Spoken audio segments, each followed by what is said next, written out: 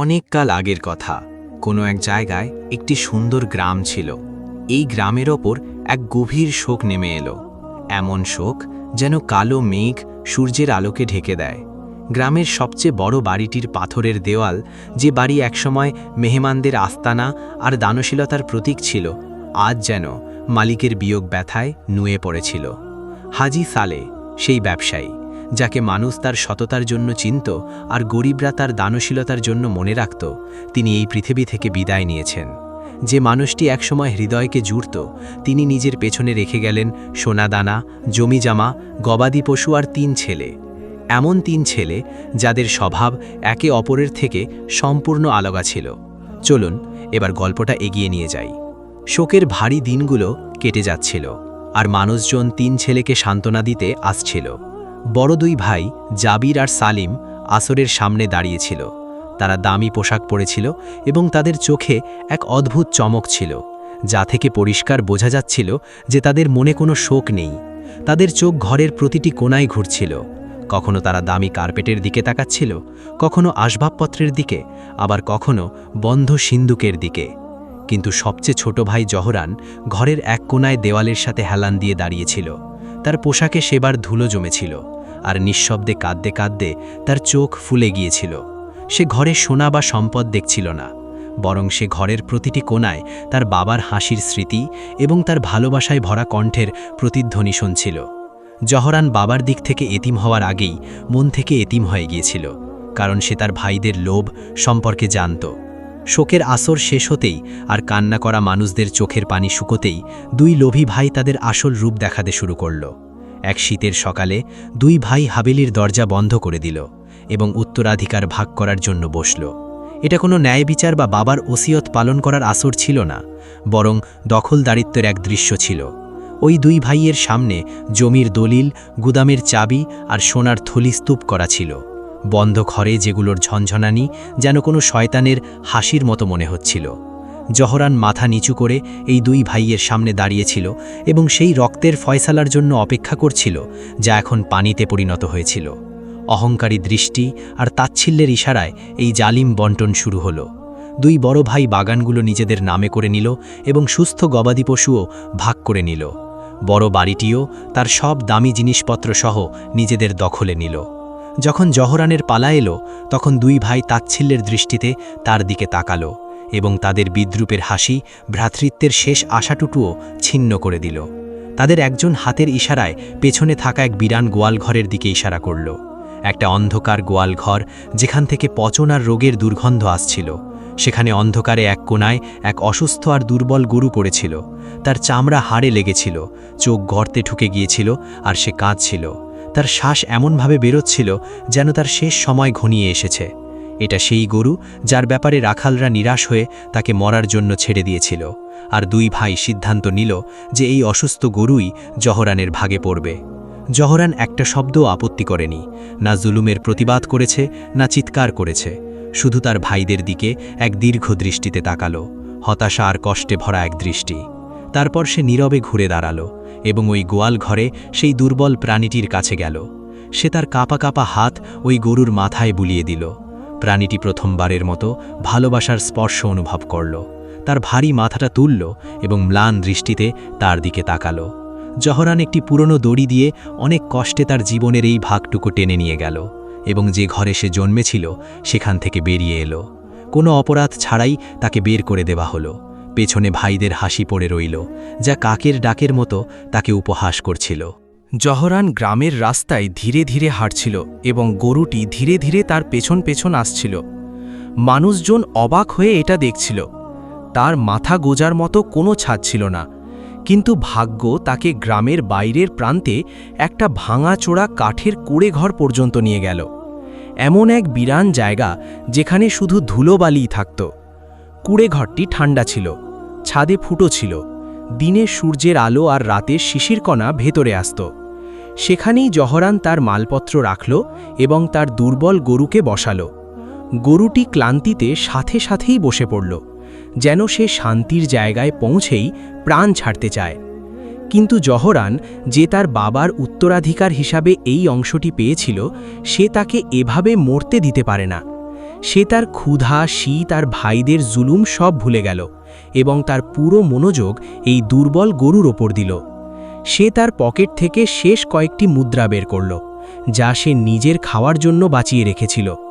সে বাজার থেকে লতা পাতা আর তেল কিনে আনল এবং ওই অসুস্থ গরুর জন্য ভালো গোখাদ্যও নিয়ে এলো।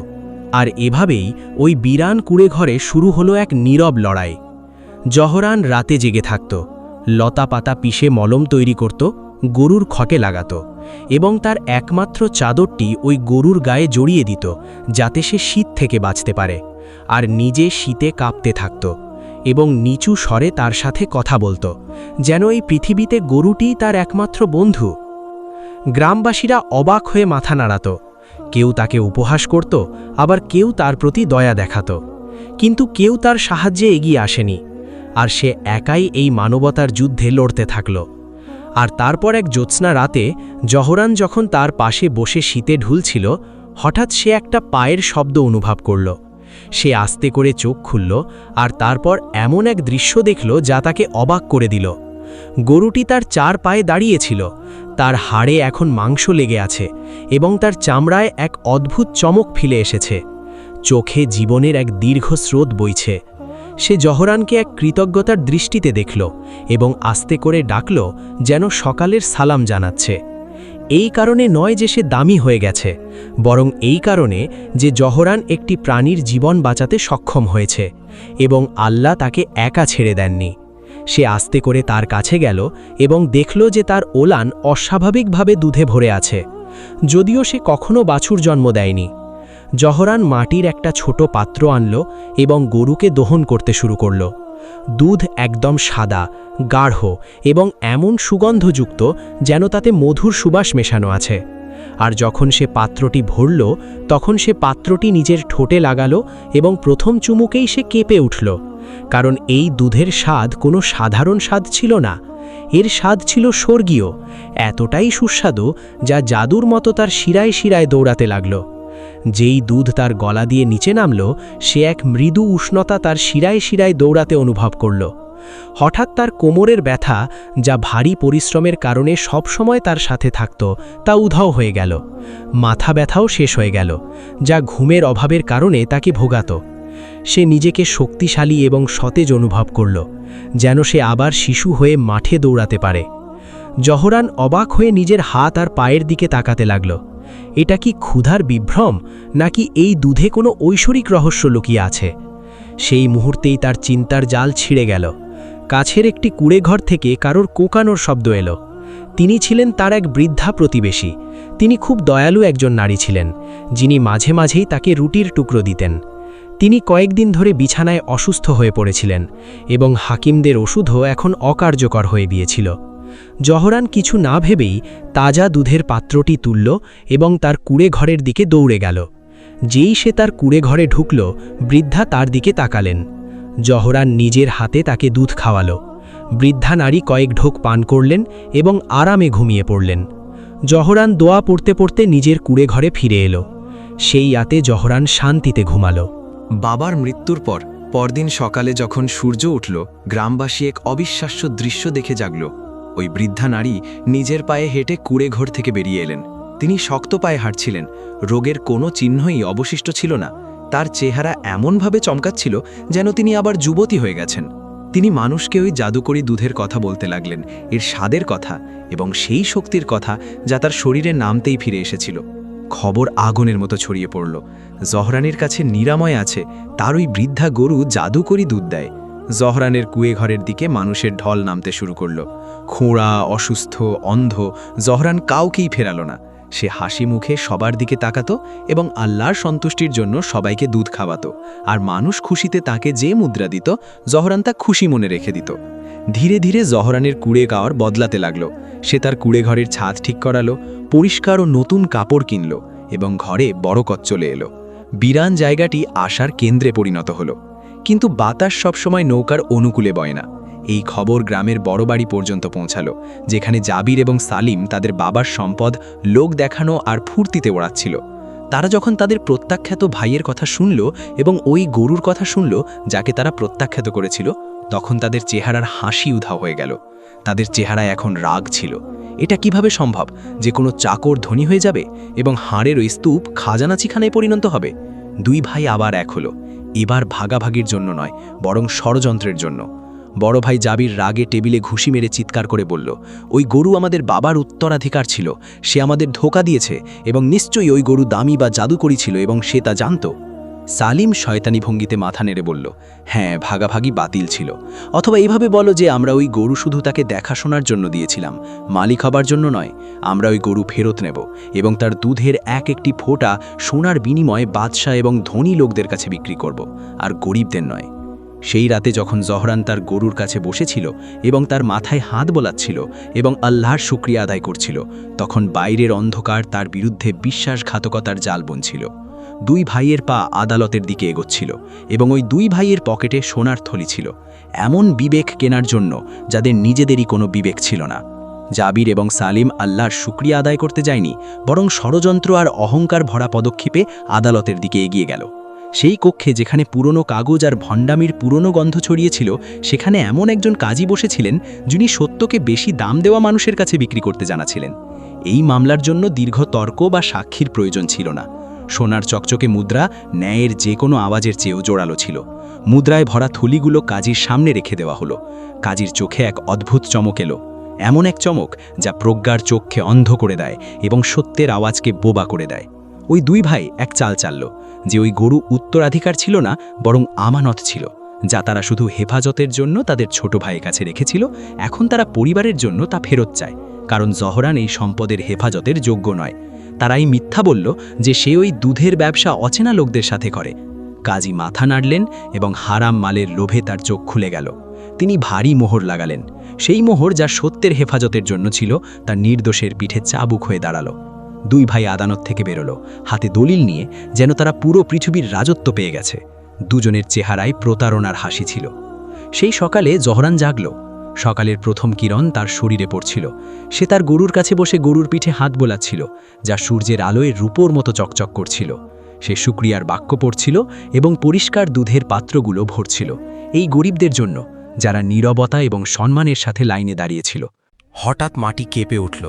ঘোড়ার ডাক আর পুরুষদের হুঙ্কার সকালের নীরবতা ভেঙে দিল। মানুষ ভয়ে এদিক ওদিক সরে গেল এবং রাস্তা খালি করে দিল। আদালতের সিপাহীদের দল আসছিল এবং তাদের সাথেই ছিল জাবির আর সালিম। যখন সিপাহীদের ওই দল সেই পুরনো কুড়েঘরের সামনে থামল, তখন কুড়েঘরটিকে এমন মনে হচ্ছিল যেন কোনো ভাঙাচড়া নৌকো কোনো ঝড়ের মুখোমুখি হচ্ছে। সিপাহীরা নিষ্ঠুর চেহারা নিয়ে ঘোড়া থেকে নামল, আর দুই ভাই তাদের ঘোড়ার উপরেই বসে রইল এবং ওপর থেকে জহরানকে দেখতে লাগল, তাচ্ছিল্য আর হিংসা ভরা দৃষ্টিতে। জহরান তার কুড়ে ঘর থেকে বেরোল।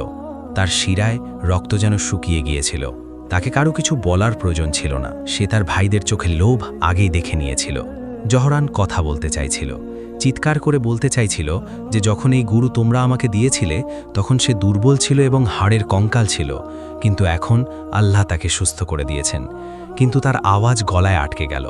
সে আশার দৃষ্টিতে গ্রামবাসীদের দিকে তাকালো, কিন্তু তারা নীরবে দাঁড়িয়েছিল এবং গরিবের কাছে দোয়া ছাড়া আর কিছুই থাকে না। সিপাহীরা এগিয়ে গেল এবং তারা হঠাৎ গরুর গলায় দড়ি পরিয়ে দিল।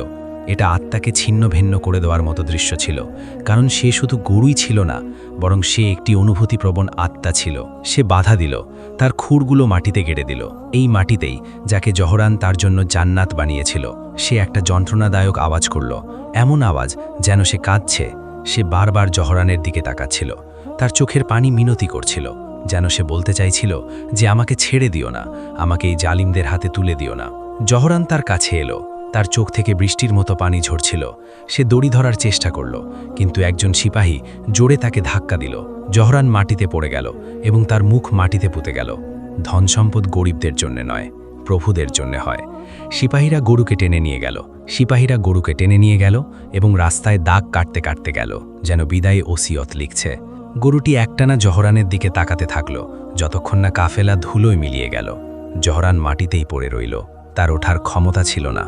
সে সম্পদ চলে যাওয়ার জন্য কাঁদছিল না, সে রিজিক শেষ হয়ে যাওয়ার জন্য কাঁদছিল না, সে মানুষের ওপর মানুষের জুলুম দেখে কাঁদছিল না। তার মনে হলো যেন তার আত্মার একটা অংশ তার কাছ থেকে ছিনিয়ে নেওয়া হয়েছে। নীরবতা ছেয়ে গেল, মানুষ লজ্জিত হয়ে মাথা নিচু করে চলে গেল। জহরান একা রয়ে গেল সেই বাতাসের সাথে, যা খালি কুড়ে ঘরে আবার চিৎকার করছিল। এদিকে ভাইদের প্রাসাদে উৎসব চলছিল। গরুকে মার্বেলের রাস্তা বলে রাখা হলো, সোনার পাত্রে গোখাদ্য দেওয়া হলো, কিন্তু গরু না খেলো আর না কিছু পান করল। সে এক কোণায় দাঁড়িয়ে রইল, মাথা দেয়ালের দিকে, চোখ থেকে একটানা পানি ঝরতে লাগলো। কিন্তু ভাইদের তার কষ্টে কোনো মাথা ব্যথা ছিল না। তারা শুধু এই কথাগুলোতেই মগ্ন ছিল যে কাল তারা তার দুধ থেকে কত লাভ করবে। তারা জানতো না যে যখন কোনো নেয়ামত জুলুম করে ছিনিয়ে নেওয়া হয় তখন তা শাস্তিতে পরিণত হয়।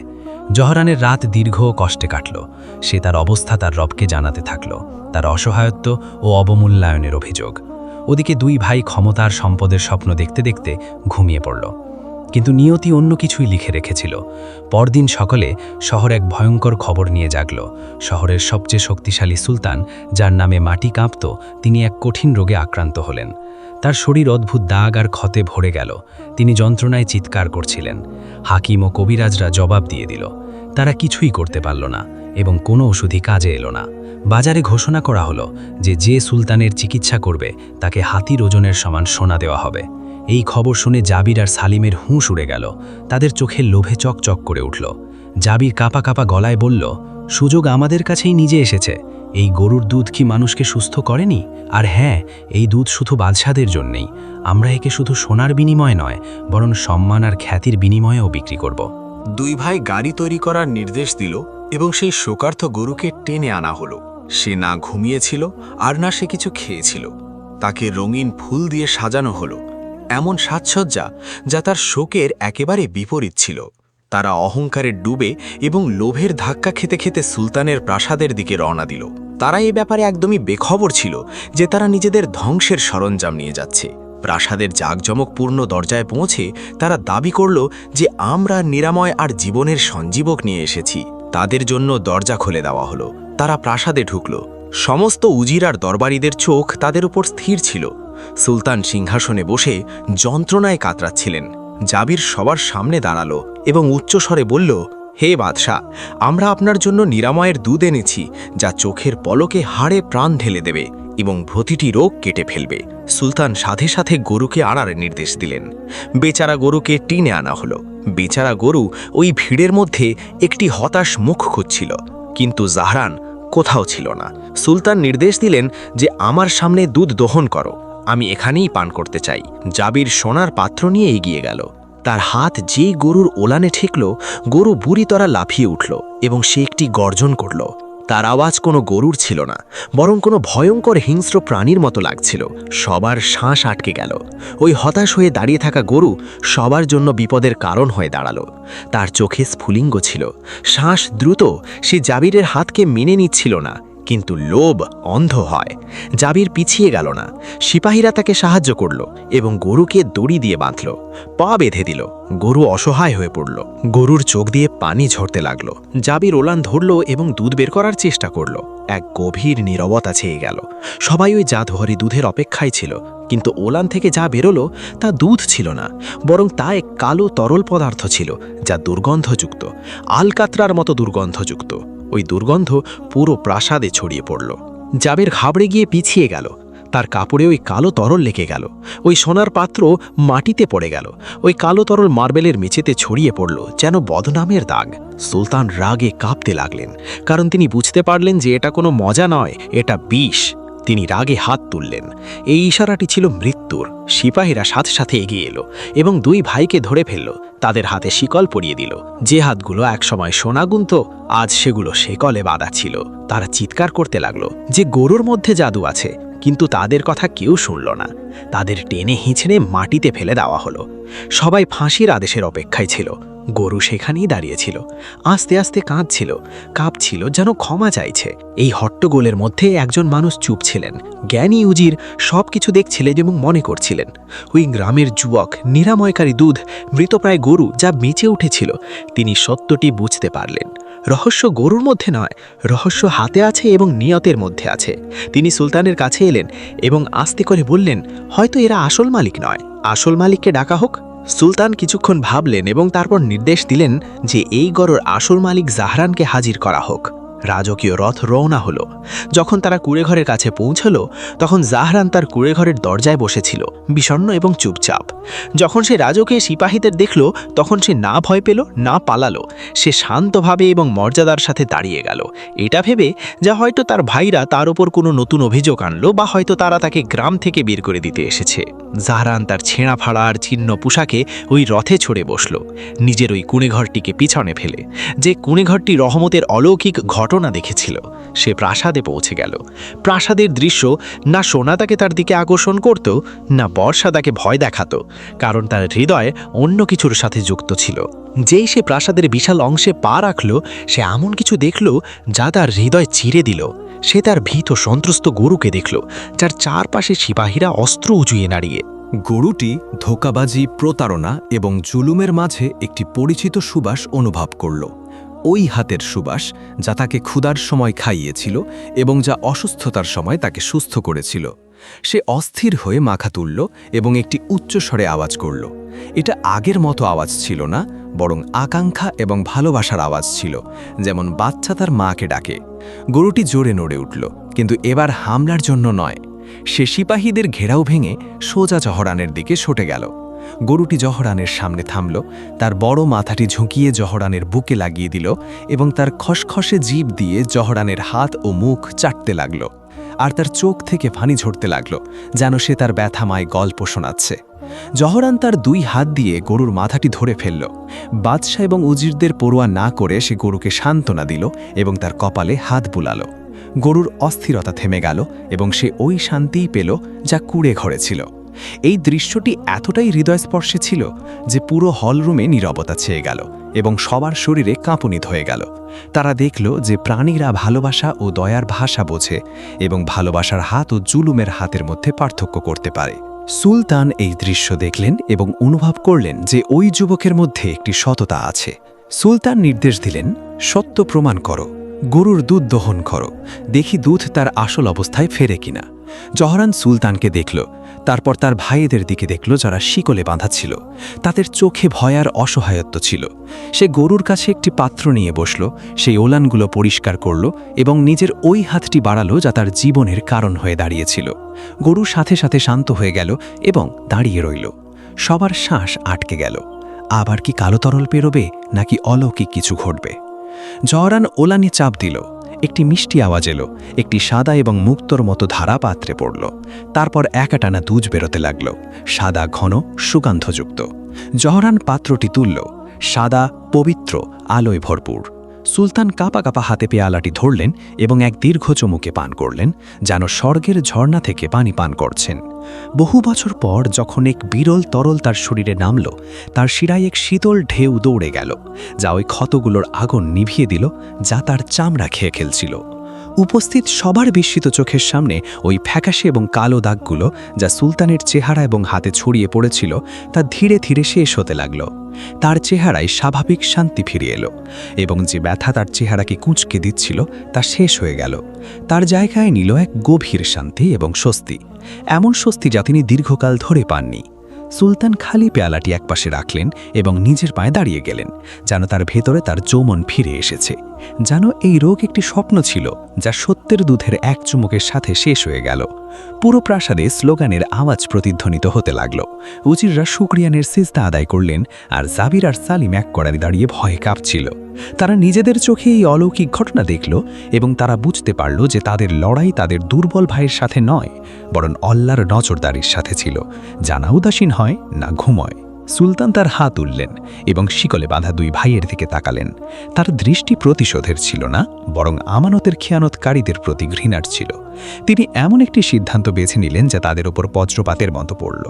তিনি শিরচ্ছেদের নির্দেশ দেননি, বরং এমন সাজা শোনালেন যা তাদের লোভের জন্য যথেষ্ট ছিল।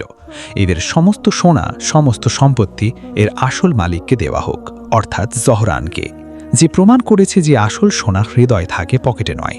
তারপর নির্দেশ দিলেন যে এর শহরের বাজারগুলোতে ঘোরানো হোক এবং এই ঘোষণা দেওয়া হোক যে এরা আমানতের খেয়ানতকারী মানুষ, যাতে প্রত্যেক লোভীর জন্য এটি শিক্ষার বিষয় হয়ে দাঁড়ায়। এরপর এদের দেশ থেকে বের করে দেওয়া হোক বিনা সম্পত্তি এবং বিনা সম্মানে, যাতে তারা সেই জীবনই বাঁচে যে তারা তাদের ভাইয়ের জন্য চেয়েছিল।